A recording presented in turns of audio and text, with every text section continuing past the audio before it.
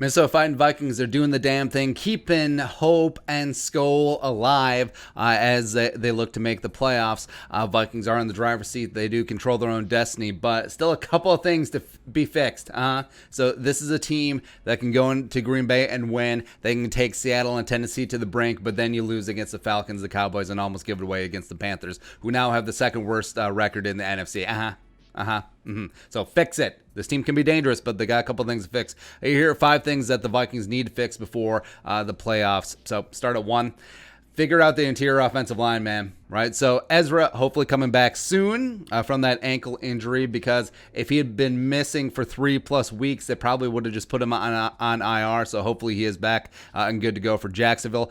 Brett Jones, respect, has been solid at right guard, like we friggin' said that he would for years. All of these years. Oh, our time has finally come. All the Brett Jones supporters. I need to find a new Regina. Yeah, the Canuck is doing the damn thing, finally.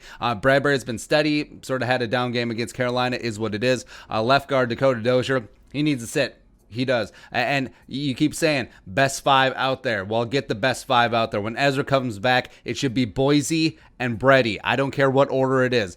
Jones at right guard, Ezra at left guard, Ezra at right guard, Jones at left guard. Do not care. Do not care. But protect Cousins from that quick interior pressure, because otherwise, guess what? I mean, teams watch tape. They saw what Dallas did. They saw what Carolina did.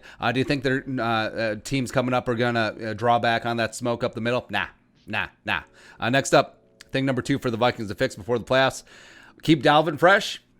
Now, this does not necessarily mean a pitch count, but it doesn't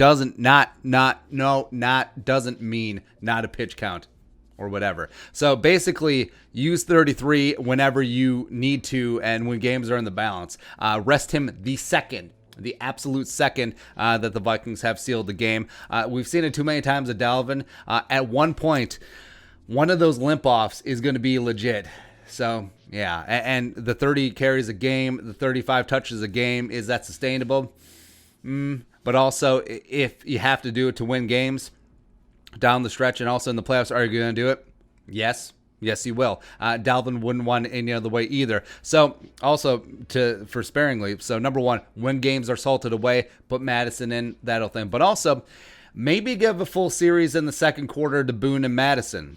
Just give 33 a little bit of break before that second half. That's exactly what they used to do with Adrian back in the day. And that's when we saw the likes of Toby Gerhart and Asiata and Jarek the Jet McKinnon starting to get some work. Got their own series in the second quarter. You could set your clock to it. But, man. Next up.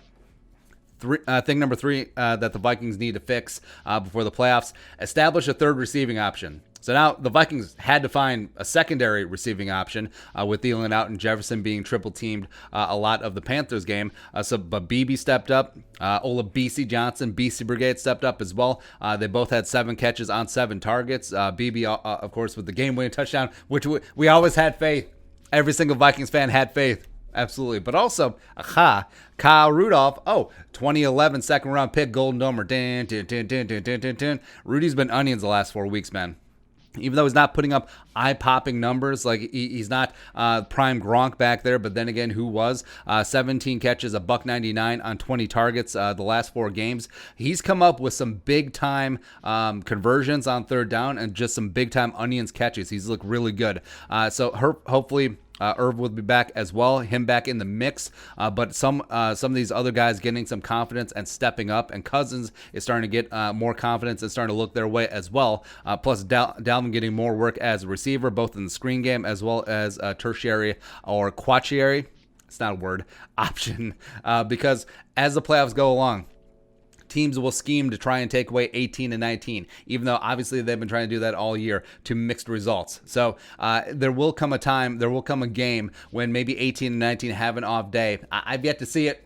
But it will happen, and one of these other guys will have to step up. So they need to establish who that's going to be. Number 4, thing the Vikings need to fix before the playoffs. Can someone get a friggin' pass rush? Can we do that one time? Because as we've said, pass rush is the cologne. It is the Dracarnor that covers up a lot of stink in the secondary. So if you can rush the passer effectively, all of a sudden, Chris Jones, Chris Boyd, Jeff Gladney, Cameron Tiny Dancer, they're looking pretty damn good. So the Vikings are 31st in the NFL in terms of PFF pass rushing grade, as well as they're 24th in the league with only 19 sacks. They're 14, which is would be third from the bottom if you take away Yannick the freaking Ngakoue, who is still leading the team in sacks with 5. Cool. Wanham and Wilson each have 3, but they need to do something, especially on that interior. Stefan, Jaleel, Armand for Watts, Lynch, Herc. Someone's got to do something, right? And on the edge, Fadi does have 32 pressures, respect, leading the team, but is simply not closing. He's not getting home. Wanham has promise, but is raw as well. I mean, what's it going to be? Wilson blitzing, Harrison blitzing, someone need to do something, a little bit of twists and stunts, a little bit of T&E action, something up front needs to happen. Zimmer and Patterson need to find a way. Lastly, thing number 5 the Vikings need to fix before the playoffs, special teams. Pretty obvious, straight up. Mauro Maloof, fix your unit or you're going to be fired. You might still be fired. I don't know. But what other team has a long snapper controversy? I want to know that. The Vikings have had several over the last decade. How stupid is that? Figure it out. I think they'll have to this week since DePaulo is out of practice squad elevations. But also, too many penalties on special teams, especially Chris Boyd. Figure out who is going to be on the special teams unit and who isn't going to be. You've already benched Chisena. You've already benched KJ Osborne twice now. Plus, can you find someone who can friggin' field punts cleanly? I know the BB Muff gets lost in the shuffle because of the comeback and the nice little win there, but it's still an issue.